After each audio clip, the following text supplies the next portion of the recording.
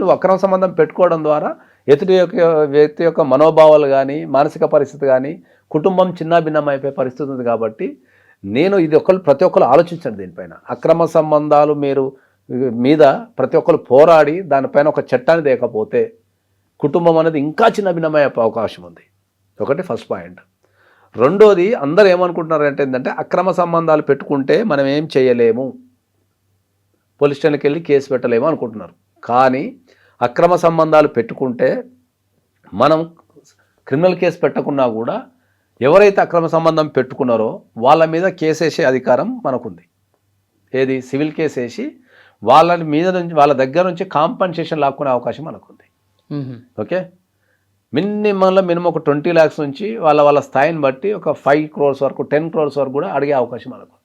కుటుంబాల యొక్క ఆర్థిక స్థితిగతులను బట్టి యావరేజ్గా 20 lakhs అడగచ్చు. ఎంత పనికిరాడు ఉన్నా, ఏం సంపాదించడం ఉన్నా కూడా అక్రమ సంబంధం పెట్టుకున్న వ్యక్తి దగ్గర నుంచి మనం ఒక 20 lakhs మినిమం కుదవచ్చు.